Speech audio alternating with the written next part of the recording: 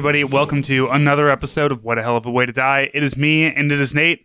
Nate, are you still having nice weather over there? Are you still having good gardening dad weather? Yeah, it's cold again. I mean, like, not cold, winter cold, but it went back to your standard British Isles weather, and so the heat kicked back on for a couple of days there. We have smart meters now, so like not only does the meters report usage to the energy company, like you don't, because this is hilariously a British thing. Like, it's very standard here that every month you have to report your own gas and electricity and sometimes water use to the companies. Like, they don't send somebody around to do it if you have a meter in your building. Americans just wouldn't trust you to do it. So there's no way, like, your meters get read by the meter guy, but you have to do it like with an app or whatever, with a website. And we got offered by our energy company, like, hey, you guys we'll let you install these, or we will install these meters that use a built-in like cell phone modem, basically, to report usage information. So, you no longer have to do monthly reporting. And it also came along with this, of course, there has to be a nifty device as well. So it's like a little, it looks like a TomTom from 2006, a very small sort of mini GPS looking thing, but actually it's a touchscreen that tells you your energy usage. So you can look at, what your usage has been that day, that week, that month, that year, and what your current usage is for electricity, at least. So when the weather was warm enough that the gas use was low, like because the heat wasn't on, I would wake up in the morning. I mean, it would be, until one of us took a shower or we started doing laundry, the gas usage in the house would just be at zero because it didn't have to run the heat. So there was just none, and we don't have an electric or a gas range. But then, of course, it got cold again. And so as soon as it got cold enough to trigger the boiler and everything reactivating, I woke up the other day and I went downstairs and looked at it, and it was like, you've used 2 pounds worth of gas already today, because it's fucking firing up all the thing. And about 2 pounds worth of electricity too, because it's the circulator and a bunch of other things. And so it's inevitable. I thought we were going to be having really low energy bills because obviously this place, our electricity use isn't super high. It's the gas that's really costly. But of course, this is Britain, so it's not even it's not officially past the first half of May yet. We, if I'm not mistaken, are forecast to have some weather getting into the 30s in the lows overnight. So normal stuff. Love it to death. I mean, it did snow in New York City, and it's obviously not snowing here, but I just want a little bit of a crumb of warmth, a crumb of sunshine, of warmth, and the ability to like go outside and not worry that, Wide Baz is going to cough on me and I'm going to get the coronavirus and whatever prion disease he has from leaded petrol. We're kind of at a climate wise at a point where we no longer really have a spring. I've noticed, like, spring is lasting like maybe 2 to 3 weeks at a given time, because what's going to happen? It's going to be cold. It's going to be cold. It's going to be cold, and then like May 25th is going to hit, and then it's just going to be like god awful and everything in England. I mean, I expect it here. I guess you should expect it over in Racism Island too. Well, I mean, it's not very fair to call it Racism Island when the father may have started the family business, but the son has perfected it. But that being said, I would say, wait, are we talking about America or are we talking about Australia there? That's a very, very good point. I would say that last year, if last year was any indication, starting in about June, you started to have periodically a few days here and there where it would be a one-off, but it might actually feel kind of warm. And then certainly in July and August, you'll actually start to get weather where it'll be above 80 Fahrenheit. It might get above 90 Fahrenheit a few times, but that's pretty rare. I mean, and I can't really complain. Compare that to Indianapolis. Like, I've told this story so many times in the podcast, I'm sure, so I'm not going to be the dad who forgets the story, but I just recall it could be like getting chapped from windburn levels of cold in like the low 40s when we were training at Camp Atterbury in mid to late April. And then 2 weeks later, it could literally be everyone's a heat casualty because it's 95 and humid. So I'm just, yeah, I can't complain and say that it's somehow worse here. It's actually so mild here that I've just gotten used to it, and I've integrated myself into British society perfectly by being someone who complains about the weather all the time. Does England have? And I don't know if this is how American this is. I'm sure England does have them, but do you guys have golf courses, or are they as like prevalent? Oh hell yeah, yeah. Okay. They're not as prevalent as they are in America to an extent, but I live in London proper. I imagine when you get out into the bougie or suburban areas of what they call the home counties, basically the counties of England that surround London, that connect to London in some way. I don't know all their names, but we're talking like Essex, Kent, Surrey, Buckinghamshire, Berkshire, Hertfordshire, those places, Cambridgeshire. I that might be all of them, but I'm probably missing one or two.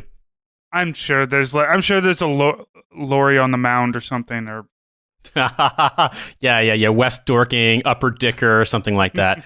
Yeah, they definitely have golf courses. I mean, golf, as I understand it, the sort of modern sport is it was invented in Scotland, and so Scotland has golf courses too. But also, Scotland, relative to the size of the geographic area, has a very small population. I mean, if you look on the map and you look in the border and you see Scotland and you see all its fucking islands and everything of the massive, archipelago that makes up everything around Scotland, as well as the mainland of Scotland, there's only about 5 or 6 million people in Scotland. Whereas you look at the landmass of England, which is larger, but not necessarily that much larger than Scotland. It's not, a tiny island versus a huge fucking island. England has, I think, 55 million people. So the density, and England's not even that densely populated, but the density is obviously different. You absolutely do have golf courses here, but a golf course sort of as a natural construction, you think about, more or less rolling green pastures and some sand traps and some water. That's basically the English landscape. So it's not really a lot of... Just put some flags out there. Exactly. Yeah. There's not a whole lot of environmental engineering required to create it. You have to mow it every now and again, but that's probably it. Now, try to install one of those in the fucking Palm Desert of California. I mean, it's an insane idea, and yet they do it. So, you know what I mean? It's less of a... It feels like less of an eyesore in a way because it's less of an artificial environmental construction. Do you guys have a lot of frisbee golf though? Because that's my jam right there. Frisbee golf. I don't even know if they do frisbee golf here, man. I'd have to. I mean, you have to ask an actual English person. We have to get Milo on to just be our phone and English friend and ask him questions about weird English things. Well, you already have a Weird English Things podcast, and this is the Weird Military Things podcast. So let's talk about a couple of things. First off, COVID still obviously going strong, alive and well, as they say. However, if it is now doing a little bit of practice, I guess, in that people hospitalized for coronavirus may not be able to join the military. Now, if you're one of those dipshits that isn't actually following like what COVID-19 does, like if you're just looking at like, well, this person died, that person didn't, and I live in a binary and there is no in between, you're not truly understanding like that COVID not only can it kill the most vulnerable people, but it can also deeply scar for life people who do survive. So I guess it's kind of where we're coming from here is that if you end up getting hospitalized for COVID-19, there's a good chance that you are scarred lung-wise for life. And for as much as people love to talk shit about, I would have joined the army, but I got into college instead, any college will take you. The military does have some kind of standards, and I guess cheese grater ass lungs after getting COVID-19 is not going to be one of them. But I don't know. That just seems kind of unfair. I mean, obviously, our point here on the podcast is no one should ever join the military, but also at this, it's kind of that like nobody can make fun of my little brother but me kind of thing. It's like, look, you don't get to shit talk the army. I can shit talk the army. You don't get to. I mean, people can shit talk the army in my opinion all they want, really. But I also didn't spend nearly as much time in the army as you have. What I would say too is, with regard to coronavirus and enlistment, what the military has basically said is to get into the sort of technical terms here, that if somebody was diagnosed as having contracted coronavirus, they tested positive and they recovered, that if this were to happen while they were in the process of enlisting, or beforehand, if they had confirmed it via a test, if they suspected it and confirmed it via a test, that person would be ineligible to join the military, would be ineligible if they were in MEPS when it happened, which for civilians is the military entry processing station, I believe. Basically, before you go to basic training, they, in your local region, wherever, once you've enlisted, you show up, you get sent to a place basically where they do intake, and then all of a sudden you get run through a bunch of tests and stuff and medical things, and then you get sent to basic training, and you go to reception there, and then you go to the actual basic training, and so on and so forth. It's like the process of making you into Army property.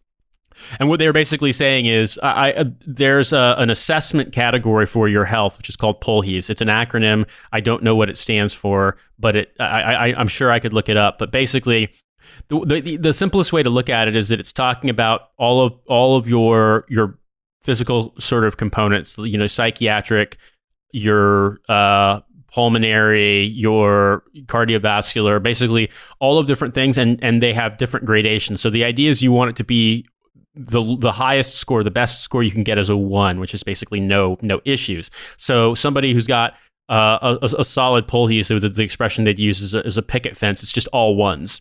And people who have 2s and 3s, like those are serious to different degrees, different like permanent profile, permanent issues, and things that to a certain point can literally bar you from re-enlistment and be, like you can't stay in the military, you can't join the military. And so what they're saying is, if you were to test positive for coronavirus and that were confirmed, you would then have your POLHES changed to a code that would bar you from enlistment and or continuing training and or re-enlistment. It seems like it's a couple days ago. It was, if you've had COVID, then you can't get in, and they're clarifying it to say if you were permanently affected by it, much like anything else. If you can't join the military if you have asthma. You can't join if you have a litany of you can't join if you have diabetes. Now, if you get diabetes while you're in the military, generally they'll assess your health. You can stay in depending on MOS and everything like that. But this is basically to say, like, if I was young strapping 16-year-old who got the COVID and I was I had a mild case of it, I could still probably join. But also, as much as our recruiters lie to us, we also lie to our recruiters. So if they can't, as my recruiter always told me, if they can't prove anything, then they can't prove anything. So I don't know, if you're not, don't ever, if you are a person listening to this podcast and you think to yourself, I want to join the military despite all the things that they've told me and their explicit instructions to not join the military, let me at least tell you that to successfully get through the process, do not admit to anything that's not in your criminal record, whether that's or your something that would be immediately physically apparent upon a medical exam. I made the mistake of mentioning that I had recurring sinusitis, which is true because I was a competitive swimmer. I spent so much fucking time in the pool, it messed up my sinuses a lot. I got sinus infections a lot. I don't really have that problem anymore because I'm not spending 25 hours a week in a goddamn pool. My Lord, just that stupid admission on my part of basically recurring sinusitis. I had to go to so many goddamn specialists to get and was never really clear what it was they wanted just to get it signed off for what's called basically the Department of Defense Medical Evaluation and Retention Board, I believe is what it stood for, or DODMERB for short, because we love acronyms. And yeah, so what the point of this little digression is, if they can't prove it, if they don't know, then don't tell them. Otherwise, you're gonna make your life really miserable. Also, I know of people who've told me that back in the really bad old days of 05, 06, when recruiters were really desperate, that they, showed up and they were like, yeah, I want to join, or I'm ready to go, but I have to pass my drug test and I'm not going to pass because I've smoked weed every day for the last month. And enterprising recruiters had some sort of, I don't know, some kind of system where they basically told them which vitamins to buy, that if you bought enough of these vitamins in combination and just took a fuckload of them and then, drank Powerade. I don't even know. This is totally apocryphal, that you could pass a drug test and that it worked. And I love the idea that, two people are trying to help you pass your drug test in the Army. Basically, your barracks lawyer buddies and recruiters who want you to join the Army. Yeah, my recruiter, I remember having the conversation of, he's like, all right, when's the last time that you smoked weed? And I was like, 3 weeks ago. And he's just like, all right, that's fine. You should be fine for that. And then yeah, him saying, he's like, look, if you can pass your drug test, there's no reason to admit to doing anything. He's like, I don't care if you're a pothead. I don't care if you've experimented. I don't care. I give a shit what you've done. You don't tell them a goddamn thing if they can't prove it. And that was like, it was funny because that set my tone for the way that I felt about the military and the government. Is this my recruiter already being like, you can't trust these people that you're joining into and, doing an oath to defend your life with. You can't trust them. They'll fuck you over. And I mean, he was right. Thank God for him. I had the one recruiter that never lied to me. So, but that was pretty wild.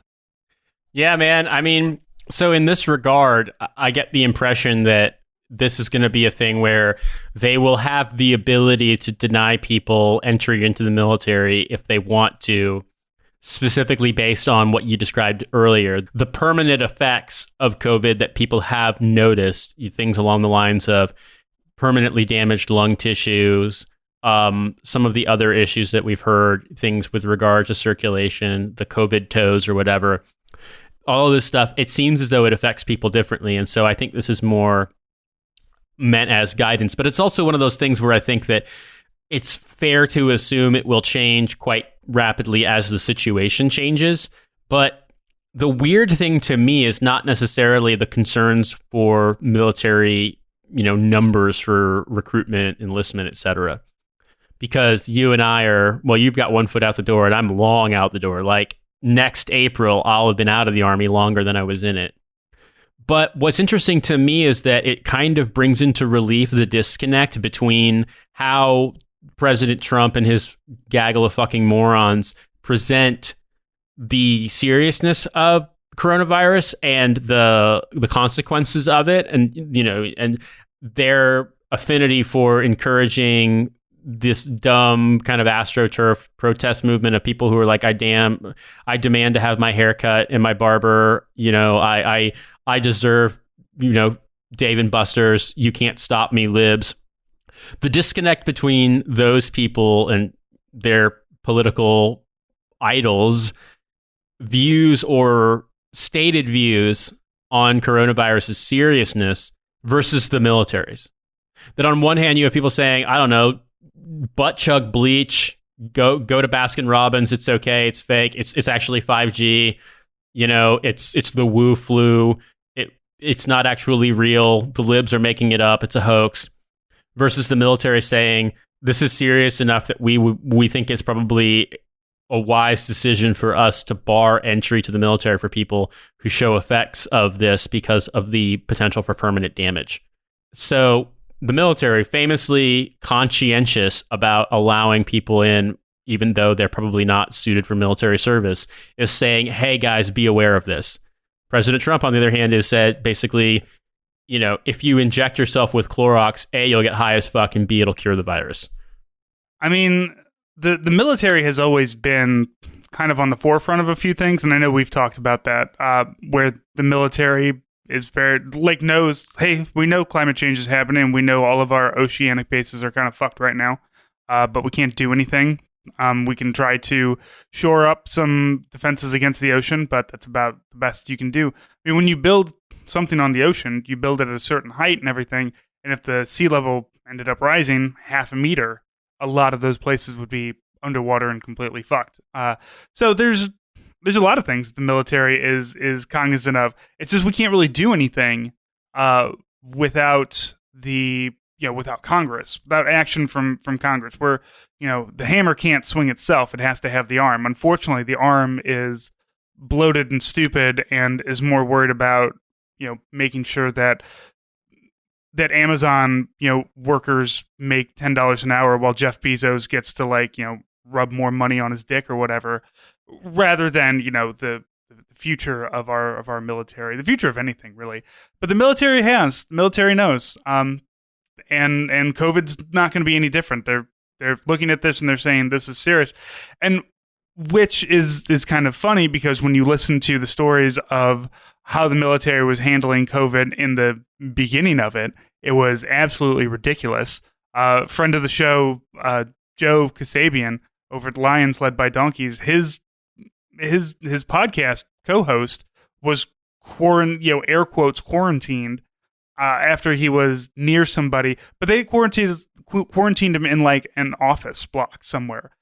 Like, oh, you're in the office, you don't get to leave. And he couldn't leave for like 5 days. They had to bring him food at this office. The military understands it and knows it, and we can adapt to things, but we're never prepared for a thing. We are always fighting the last war, not the next war. And, and I hate using war metaphors for something like, a pandemic, but it still kind of shows how we think about these things. We were thinking about we're thinking about like how are we dealing with the last things that we dealt with and never really planning for the next things. And we adapted and things seem to be doing better. You see all the pictures of the kids in basic training with the masks on now and the drill sergeants with the masks on from, Army, Marines, Navy, they're all doing it. And that's great and wonderful. And I'm glad that they're taking it seriously. But there was some rocky starts there. And we're still run by people who are sycophantic to the commander-in-chief. Our main boss is still Donald Trump.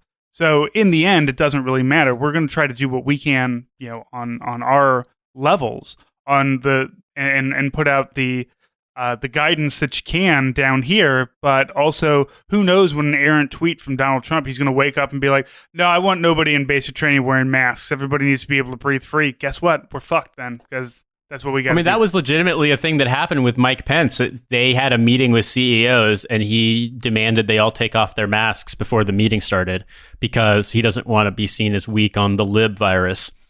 It's such a maddening thing. And I think I take your point, Francis, and it's something that I think is kind of relevant with the military is that it's not all that different to, a civil service or something along those lines in terms of their ability to react to what they're told to do.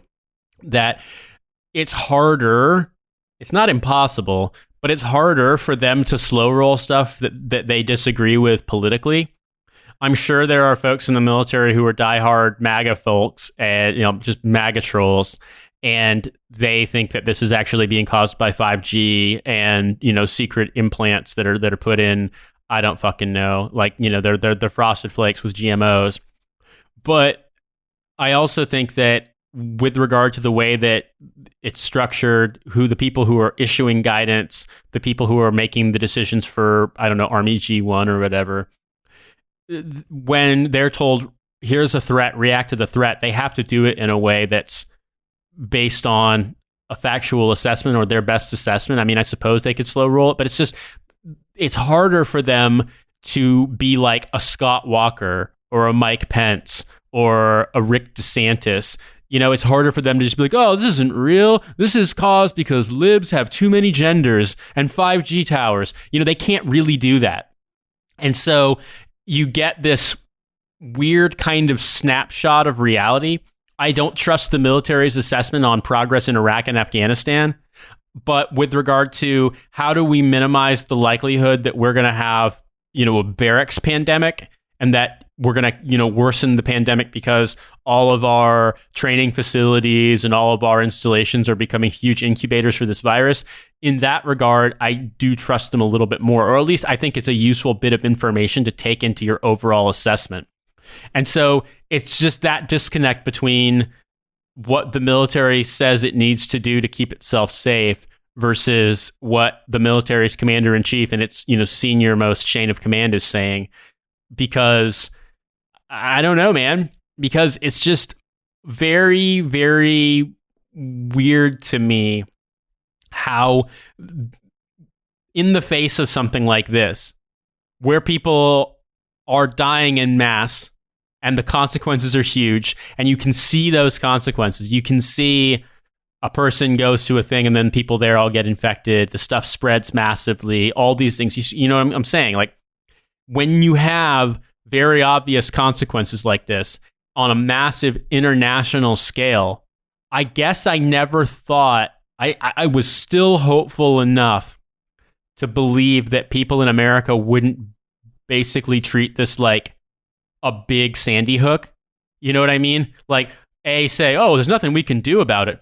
100% knew this was coming.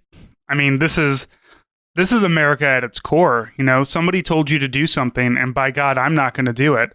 And all these preppers out there didn't get the apocalypse that they wanted, and everybody looked outside and they realized people were helping one another instead of becoming some sort of weird prepper enclave where everybody's just mad and shaking shotguns at each other. It's not the pandemic that they wanted. It's not the stand where 99% of the world dies of Captain Trips. And so they want to get back to doing things the way that things were done, because it's not what I wanted. And it's selfish, and it's also super racist. I mean, these you mostly only see a bunch of dipshit white people with MAGA hats out doing these protests. And yeah, I mean, honestly, as soon as this started happening, as soon as things shut down, I was like, I got a month until the protests to start up, because like my wife has an uncle who his thing, he's not denying it, but his thing was like, well, I don't know anybody who's gotten it. And it's like, well, okay, all your friends are older, because they're all in their 60s and 70s. It's like, well, they're all older, so obviously they're not going out and doing shit.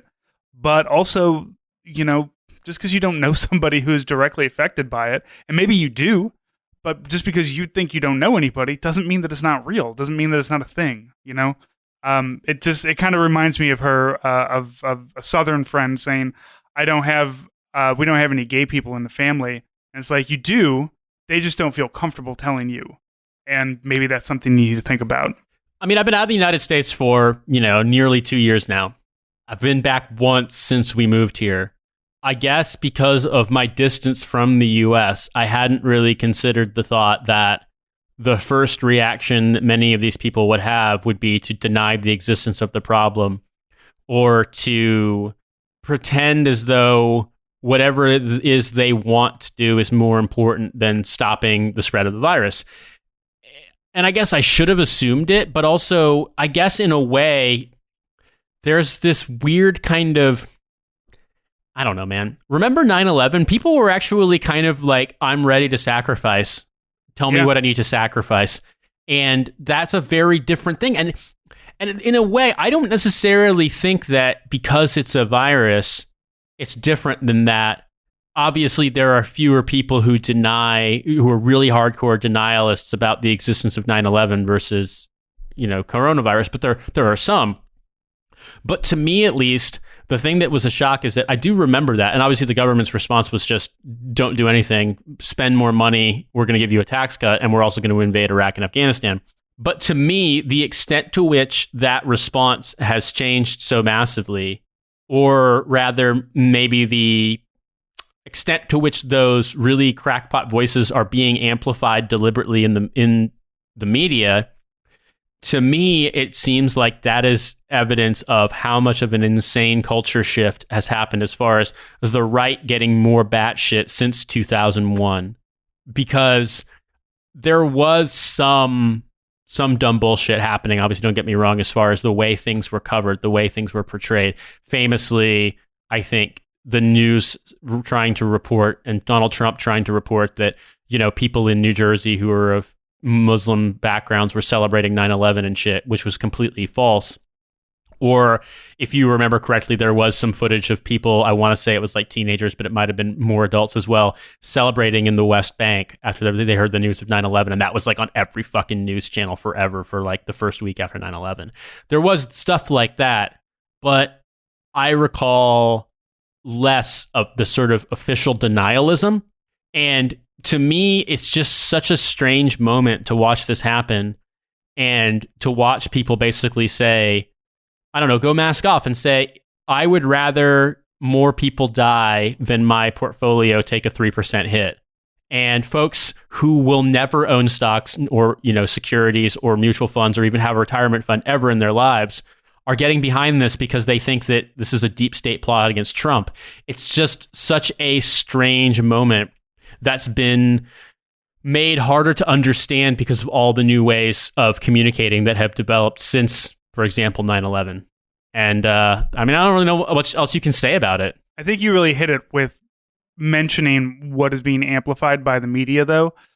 We're certainly not a fuck the media kind of thing here, but at the same time, the media certainly will go for the story, and nobody wants to do the story in which we talk about how like 80% of people are like, no, we need to stay at home. We need to stay at home. We need to shelter in place. We need to wear masks. We need to do all these things. I trust the CDC. I trust the World Health Organization. And what you have is you have your 80% there. You probably have about 10, 15% of people who are like, I'm either way on it. And then you're going to have this 5% of crazy. And of that 5%, a small percentage is going to strap guns to themselves for some reason, or an AT-4 rocket launcher, or a wooden M2 machine gun that they made in their basement out of broomsticks and hopes and dreams, and they're going to go to a subway. And that's what you get pictures of. You don't get pictures of the family who says, like my family. My wife we've been planning a trip to Costco. She's, later today, she's going to go as early as she can. She's going to leave the kid here while I'm working. The kid will, work on some other stuff in the office, and she'll go to Costco. And she has a plan. She doesn't look at her phone. She doesn't do anything. And that is the majority of Americans. They have a plan. Maybe it's not as in depth as my wife's, but everybody has something that they're doing. That there's they've got hand sanitizer. They're washing their hands more. They're just being more cognizant of, hey, this thing spreads really easily and is a lot more dangerous than any of the influenzas that we've dealt with. But what ends up happening is that doesn't make for good TV. And as a PAO, as we always said, if it bleeds, it leads. And you don't necessarily need to be bleeding, but everybody loves to breathlessly look at these pictures of these Dorcases out with their AR rifles while getting some Chipotle. And and hell, even us, what did I do immediately other than start making fun of them? One way or another, we're all spreading that bullshit. So I feel like, 9/11 definitely had that communalism, one, because it was a very obvious thing that happened. It wasn't some silent thing that, you can catch because somebody sneezes and then you're dead 3 weeks later. But at the same time, also, we had a lot, I don't know, maybe we had less internet. Maybe that's what it was. We had less internet so that we had fewer people doing all these crazy connections at one another and spreading crazy even more. But I don't know. I certainly think that most of this exacerbation comes from, one, having a media that will readily report on them, and two, having an administration which 100% supports this. Like, even though Donald Trump, the Trump administration has specific guidelines on how to deal with COVID, how to deal with, what you were supposed to be doing, for keeping yourself and your community safe. But Nate, not only is the military concerned about your COVID health, they're concerned about your vices and your other health, including cigarette smoking. Really any tobacco usage. So the military has followed a couple of states. I know California is one of them, but I think a couple of other places do this also, where they are no longer selling tobacco products to anybody under the age of 21. Nate, when did you quit smoking? How long ago was it when you quit smoking? I quit in 2015, so that would be 5 years. It was like end of 2015, so a little less than 5 years ago. Okay. That's roughly. I mean, a couple really quit smoking for me, like maybe about 3 or 4 years ago. Certainly not, certainly after the birth of my child. But I mean, that's really a staple of a military culture. One of the things I have hanging in my office is a Camel cigarette ad of an infantry soldier during World War II. Just like, there's one thing I love more than killing Jerry's. It's, having a cool Campbell cigarettes. Yeah, I mean, smoking, to be honest, smoking isn't as prevalent in the military as it was in the peak Cold War years, because obviously the peak of cigarette usage in America has gone down significantly since then, but smoking is still a pretty big thing in the military. Even if they go out of their way to make it difficult for you, they still kind of have to have a designated smoke area regardless. Like, it's still a thing that you're sort of entitled to do, that even if it's restricted. And so Dipping obviously is huge too. When I was in, vaping wasn't as big of a thing, but I'm sure it is now because vaping removes a lot of the problems that smoking came along with, as far as the smell and the thing that's burning and things along those lines. So, you didn't stop soldiers from dipping in their barracks rooms. You probably can't stop soldiers from vaping in their barracks rooms because, to my knowledge, it's very difficult. You'd have to have a pretty sensitive smoke detector to be able to pick up on vape smoke. So in a way, like nicotine usage is just a thing that's really, really prevalent in the military. But so is drinking. And they do enforce, no one under 21 being able to drink. Like, it's obviously not well enforced, but buying it in on post stores and venues and things, no. And they'll do barracks checks and make sure that, folks who have people who are under 21 in their rooms aren't allowed to have alcohol and things along those lines. So like it is controlled, and it's not that big of a surprise to me that they're going to try to do the same thing with tobacco.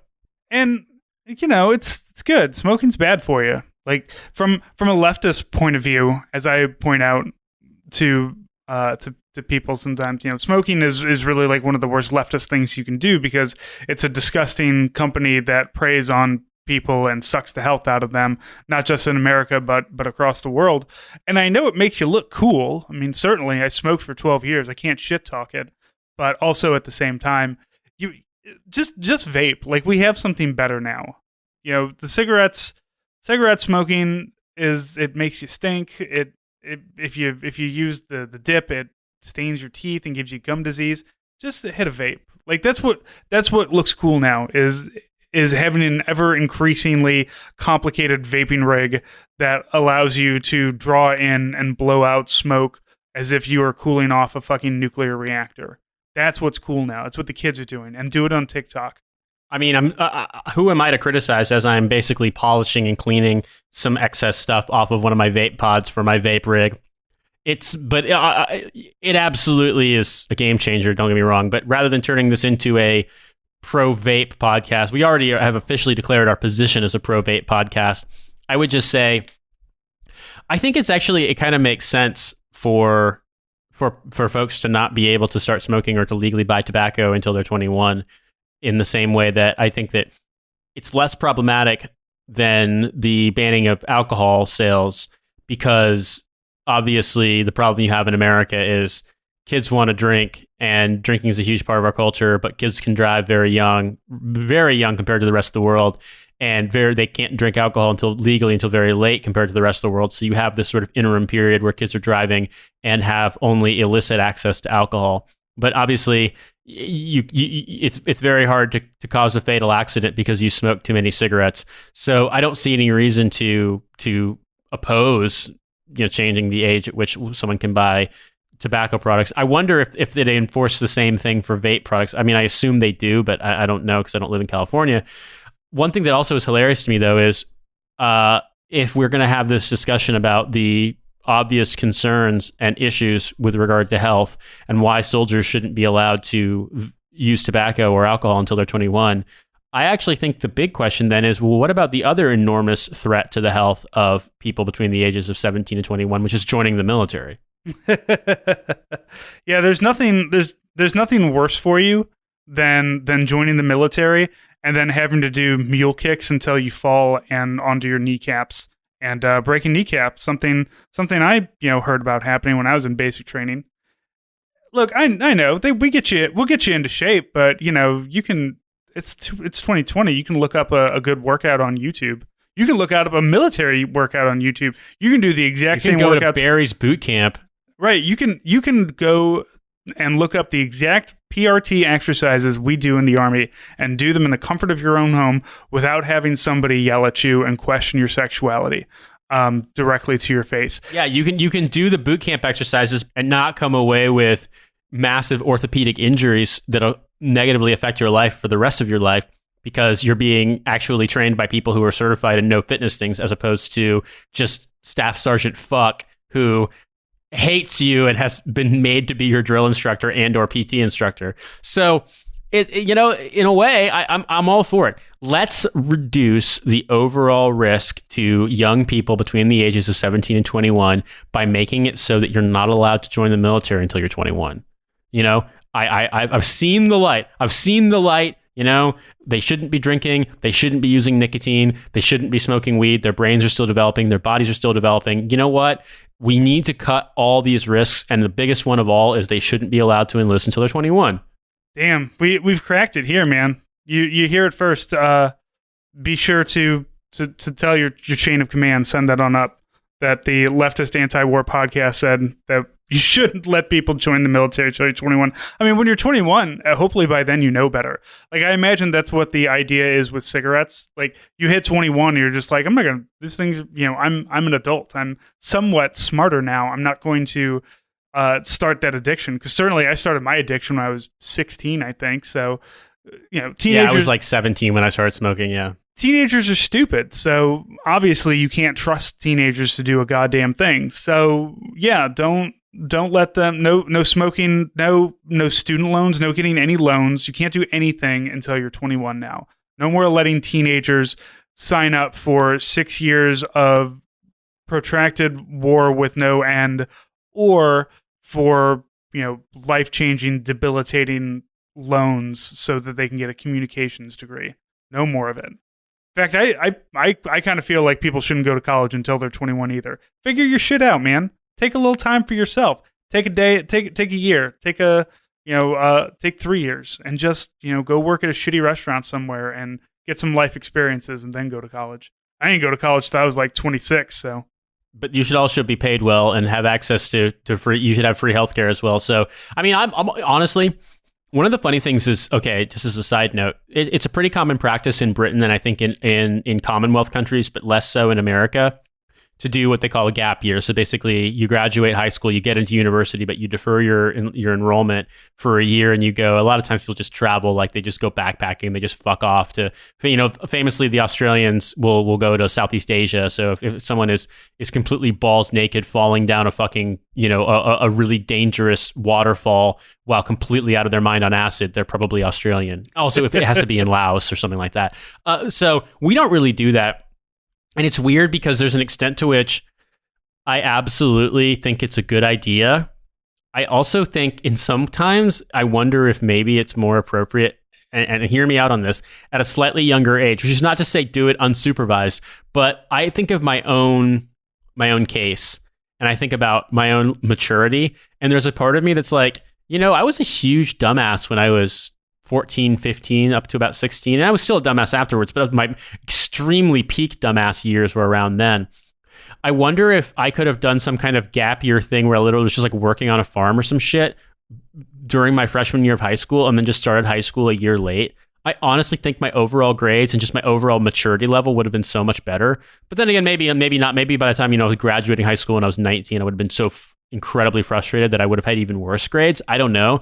I just know that deep down, I lacked the maturity to understand that the consequences of your high school grades massively determine where you can go to school and what you can study and things along those lines. And I think if I had a little bit more of a chance to mature before the sort of, you know, the graded period began, then I would have done a lot better. I really think so. But it's just one of those things where maturity-wise, people mature at different ages. By the time that I was 19, I thought I was pretty mature for my age, but I at least knew you had to take the trash out and that it's not a good idea to leave food rotting in the sink, which is more than most college students. But clarify, more than most white college students. But I also didn't, you know, I certainly lacked like a significant amount of maturity. And I think that just as I probably would have made a different decision about, you know, applying to school, where I applied to school, what I wanted to study, I certainly would have made a different decision about joining the military too. I mean, I joined the military. I mean, technically I applied when I was 18. I got a contract offered to me I applied when I was 17. I got a contract offered when I was 18. I accepted it and I signed my formal enlistment when I was 19. And then I graduated from school when I was 22. And, you know, I was in the Army until I was almost 30. So yeah, like it's some wild shit, man. And I genuinely think that a lot of this, tobacco, alcohol, other drugs, joining the military, student loans, so much of this is predicated on the immaturity of the people involved and the fact that you go from being legally a child to legally able to suffer the absolute most exploitative shit with no recourse, basically overnight when you go from 17 to 18. You know what's really good for helping somebody's maturity? Joining an organization in which there's a structure of hierarchy of some kind, in which there's perhaps people that are in charge, people you can learn from. So maybe instead of 21 when you can join the military, maybe it should be 13.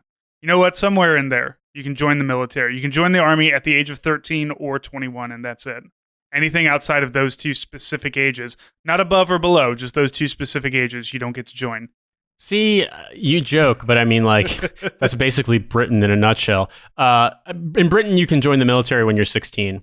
But also, you can't we've talked about this really before. join the military. You can't go to war at 16. Yeah, you can't deploy. You can't deploy or be assigned overseas until you're 18 in the U.S. military, even though you can join at 17.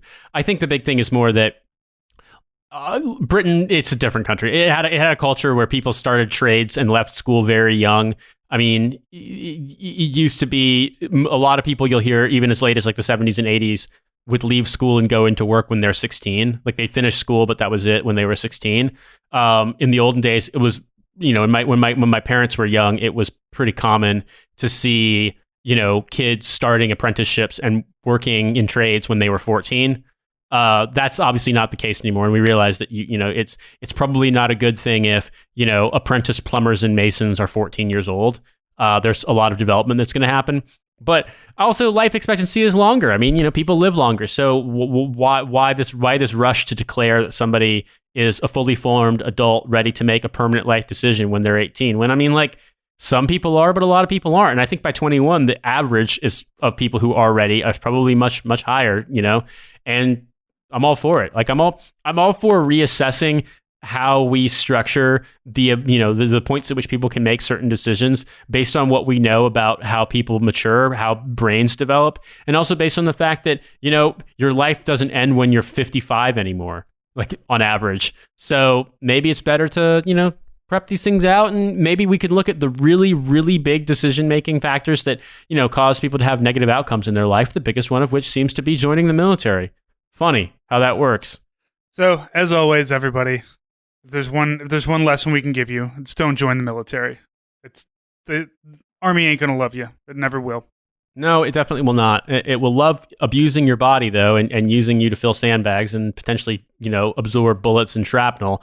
And then once it's all over, they will not love you. And no matter how fucking hua you are, no matter how dedicated you are, there will come a point when you leave the military. Like, you will have a last day in the Army. It is going to happen. No one stays in forever. And once you're gone, you will see how quickly things move on and how little you matter individually. So I'm just saying, guard yourself against that. I'm also saying, when you do get out, try, if you have to choose between the two camps, try to be an unproblematic himbo more than a mercenary who decides to follow QAnon shit on Instagram and then winds up getting rolled up in Venezuela by angry fishermen with like an old World War I pistol.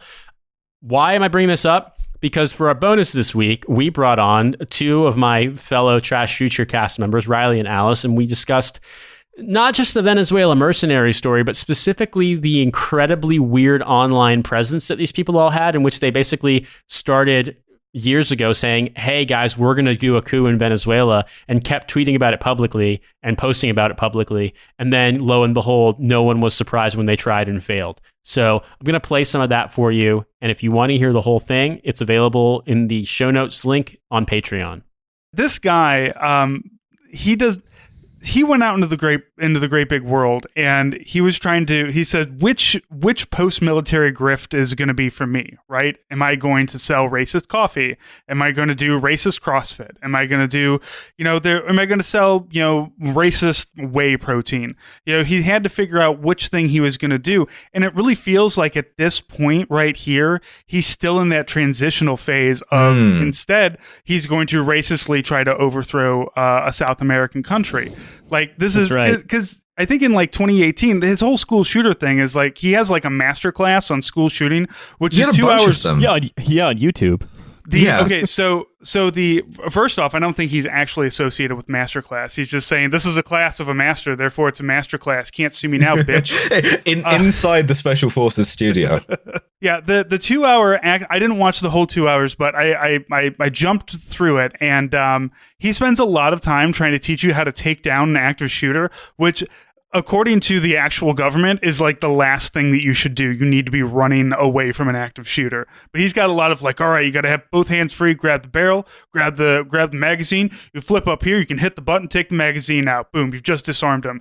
It's like, who is this for? Like Carol down in accounting? What the fuck are you talking about? No, Francis, it's for, the 9 and 10-year-olds who are going to be doing human wave attacks on this shooter. I love to be 9 years old and effortlessly flip the carbine up and push the magazine release. And now he only has one bullet to shoot me with. No, what we're doing is we're using Red Army logic on wave after wave when of the children. Preschooler in front of you gets shot, you pick up the rifle, and no, he literally, like, he didn't only have this as a masterclass. I think you're right, Francis, to say that this was a transitional thing, because after he founded Silvercorp, he just had a bunch of different masterclasses, and it's so much like Tobias Funke's like headshots, right? Because he does a separate photo for each one. So like he would come and teach you counter sniper tactics, and the photo for that was him in the same suit but with a rifle.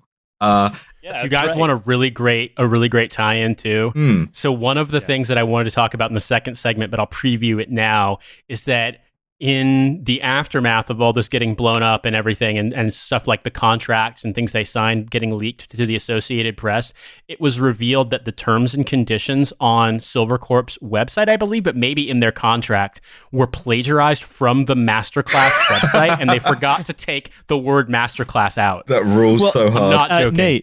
Nate, this should be familiar to us and any listeners of Trash Future, because this is what Chris Grayling's Ferry Company did with all the terms and conditions of delivery. I want to go back for 1 second to the photo shoot thing, though, because it's not my favorite one. Isn't the counter sniper one? Although that's very good. He just has like a Chase-Act intervention just over his shoulder in a suit. My favorite is one where he's wearing like a big rucksack and he has an American flag rolled up like a ground sheet.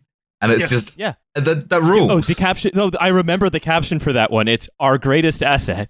It's this military issue flag that we didn't fold properly. No, it's just rolled. It's just rolled up in the tube. Hashtag our greatest asset. Hashtag Cane Corso. Hashtag Harley Davidson. Hashtag school security. Hashtag guns. Hashtag active shooter. Hashtag active shooter training. So I guess the thing that made me laugh about this too was, continuing on, that when it was revealed that they plagiarized just about everything you could think of. Like they had what was effectively like a base order, sort of kind of like an operations order for the military, but in a lot of ways simplified. But for example, their entire segment on rules of engagement was just plagiarized from an actual document used in Iraq that WikiLeaks leaked. And of course, like I said, I talked about the masterclass thing. It sounds as though Juan Guaido probably did agree to something with them, but of course he's denying it now because this whole thing was made into a clown show. Because it would be so embarrassing.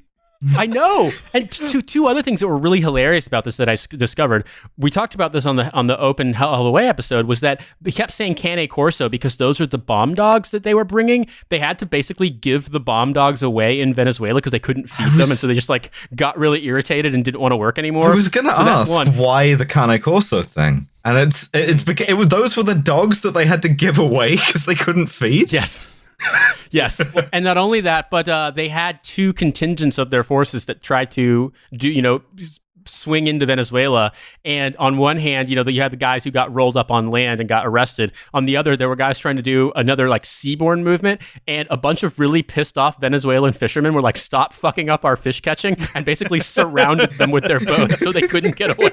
My favorite detail of that, by the way, is that like they talked about like the armed Venezuelan militias that like captured them, and it turned out that the armed Venezuelan militia was like a guy who had a pistol. Like, so it was just like, it was a socialist fisherman with like a small pistol, and he just stuck up these guys, and that worked. Also, they brought an airsoft gun. That's my other favorite detail. No, yes, seriously, I did hear that too. I mean, the one thing I love about Juan Guaido here as well is like, this is as though Juan Guaido invested all of what's her name, like Maria Krillman, Himmler, or whatever. Yeah. all of like her, let's take Venezuela back for whom? Who knows? Let's not specify for whom. But if he'd invested all of that money in like cryptocurrency he saw advertised to him on Instagram, like, it is that. Of course he would deny it because it's so embarrassing. Yeah, it is an Instagram scam. To be fair, Juan Guaido, even the coup attempts that he does claim are also very embarrassing. So Trying to it climb feels, that fence. right, or when he was like, "Look, I took over this army base," and it's like because they had the camera at a certain way, and all the people on that army base were like, "Who the fuck is that guy, and why is he here?" So Juan Guaido, I'm sure, like what I feel, the kind of thing that Juan Guaido would put down is like, "Yeah, sure, I'll sign. You're coming to me. I'll sign a thing that says I will give you such and such dollars." And if you and the thing is that like you have to actually be able to do it. Like you can't fail at this and be like, well, where's my $213 million that you promised me? Because Juan Guaido doesn't have $213 million. This all revolves around him taking over Venezuela and parceling the public bits off to private things, and then he's gonna load up the back of this dude's, I don't know, it looks like he's in like a station wagon in that, or like a Crossfire or something.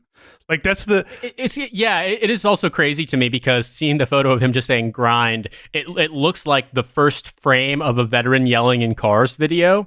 And so like that's what this entire coup attempt was. It was a coup attempt that should have just been a bunch of veterans yelling in their cars. Well, I mean, that was the thing that Francis and I talked about earlier in the week, which is that a lot of guys, and it's always guys, mistake the fact that they were able to perform successfully within the incredibly circumscribed bounds of their job in the military as proof that they can do anything. And they've gotten really, really accustomed to, 60-minute medevac and being able to call helicopter gunships whenever they want. And they forget that when that's not the case, when you actually have to do the planning yourself, a lot of things can go wrong and no one's going to roll up and protect you. They're just going to say, oh no, we don't know who these guys are. They're just lunatics who like QAnon who, we've never talked to in our lives. And a lot of people are going to laugh at you on the internet. Yeah. And it's like, of course, I look at this and say, all right, well, do I think there was some involvement in the sense of, do I think Trump was in on it? Probably not. Do I think that he was notionally supportive? Sure. Is he going to admit that? Of course not, because now it's embarrassing. Had it worked, I don't know, Nate. then I think he might admit it by accident. I think that's the reason why he was not involved, is because he would have said so inadvertently. Yeah. I think it makes much more sense and is much funnier, which is always my go-to determination here, for these guys just to do a coup aspirationally and tag him in the hopes that he would notice, because that might have worked. My question at this point though is that the person that met up with Silvercorp was Trump's ex-bodyguard. So does Trump have a guy that goes and just meets these people to screen them out? Like, hey, which, vet bro weirdos do we think might actually work here and which ones don't? Hey, send my bodyguard down there to suss this out. Yeah, and Keith Schiller, who is the most neck rolls looking motherfucker on earth. And I guarantee you his only qualifications are because he has giant neck rolls, and Trump is just like, well, that guy looks tough. He's a big guy. He's a big guy. He's huge. Once again, The Sopranos is the thing that has given us the template for this kind of interaction. Because essentially, Trump's bodyguard is Jackie Jr., who likes his closeness with the big guy, but has precisely zero influence himself. He's just a neck rolls guy. And the Silvercorp USA is they're all Sean Gismonti and Matt Bevilacqua, the two sort of dumbasses who just who try to do a hit on Chris Moltisanti on Spec and then just get murdered by the mafia for being really, really, really stupid. But right, I don't think anyone here. I don't watch anime, so I don't know what you're talking about. I don't think anyone here has any connection to any actual power. I think there was just a lot of people trying to impress one another by making promises about what they could get done. All right, everybody, thank you so much. As always, you can find us on Twitter. You can find me at Arbystrang. Follow Nate at In These Deserts. Follow the podcast at Hell of a Way. We're on Facebook. We're on YouTube. We put the podcast wherever we can put the podcast.